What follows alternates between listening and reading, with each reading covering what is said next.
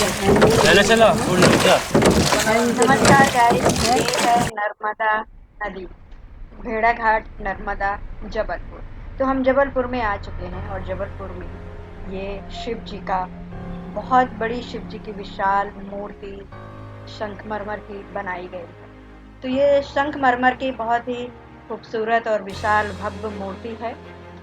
तो जैसे हम स्टेशन से उतरते हैं और स्टेशन से उतरने के बाद फिर आप नर्मदा नदी के लिए जाते हैं भेड़ा घाट, वाइट मार्बल इस तरह से। तो भेड़ा घाट नर्मदा तो दुनिया में फेमस है, तो ये वाइट मार्बल के लिए भी जाना जाता है और नर्मदा का एक अपना इतिहास है। तो सबसे पहले आने के लिए आपको जबलपुर स्टेशन से आप ट्रेन से ही आते हैं या फ्लाइट से आए हैं तो डायरेक्ट आप टैक्सी कैब करना चाहिए तो आप कर सकते हैं।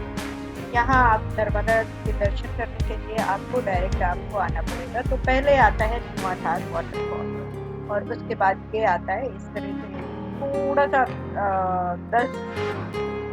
2 मिनट का रास्ता आगे जाते हैं जो ये वाला है, ये वो जो धुआंधार है वाटरफॉल गिरता है उसके बाद ये आता है जहाँ पे नाव है और ये ठीक होता है। ये दोनों तरफ से खाड़ियाँ होती हैं और बीच से मेन पॉइंट तक के बीच में जो नर्मदा जी है वो थोड़े टाइम के लिए ऐसा लगता है कि बहुत कम पानी आपको दिखाई देगा और आगे जा करके बहुत ज़्यादा पानी आपको गहरा है।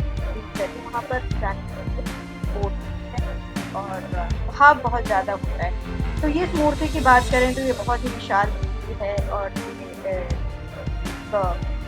यहाँ से शुरुआत होती है। जैसे आप नर्मदा की तरफ आप जाते हैं तो प्रदर्शन के आप दर्शन करिए और यहाँ से दर्शन करने के बाद शिव जी के फिर आप नर्मदा जी के जाइए दर्शन करने, क्योंकि नर्मदा जी और शिव जी का एक बहुत ही प्यारी इनके बारे में कथा है। और कोई भी जैसे कि आप भागीरथी के बारे में सुने हो, गंगा जी के बारे में सुने हो या जितनी भी नदियां हैं, तो हमारे जो हिंदू ग्रंथों में जो लिखा गया है नदियों के बारे में, उनकी पवित्रता, उनकी कथा हमेशा शिव जी से जोड़ करके ही कही गई है। और हर नदी हमारे देश में जितनी भी नदियां हैं उनका अपना एक इतिहास है।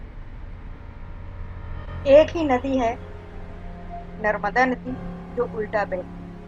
सभी नदियां आकर के एक जगह मिलती हैं और एक संगम बन करके आके महासागर में मिलता है। लेकिन एक नर्मदा जो उल्टी दिशा में बहती है, अकेले बहती है और जाकर सागर में मिलती है। तो ये बहुत ही पवित्र नदी मानी जाती है। इसके पवित्रता के बारे में पता है, नर्मदा की कथा के बारे में पता है। ये शिव गुफा बना है यहाँ पर, तो अंदर शिव की मूर्ति है, अंदर जाकर के बहुत खूबसूरत बनाया गया है। इस तरह से ये पूरा गुफा है। आप जब आप घूमेंगे, अगर आप आते हैं तो इस गुफा में जरूर आइएगा, यहाँ पे आपको दर्शन। और ये दर्शन करने के बाद फिर आप जाइए बेला घाट, धुआंधार के दर्शन करने। धुआंधार का जाने का सबसे अच्छा टाइम, वैसे तो आप किसी टाइम में जाइए, ज़्यादातर जो डुबकी लगाते हैं नहाते हैं तो वो सुबह से आते हैं। लेकिन आप अगर नहाना नहीं चाहते वहाँ पर तो आप 4 बजे के बाद जाइए।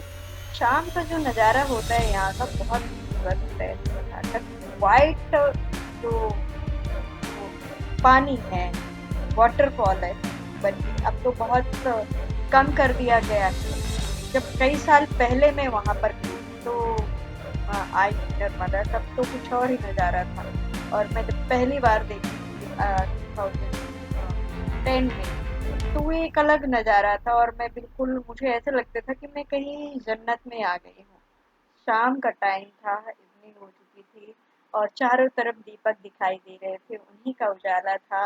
आकाश में चांदनी रोशनी थी और वो वाइट वाटरफॉल झरना जो गिर रहा था, वो इतना सुकून, इतना पीसफुल जिससे मैं शब्दों में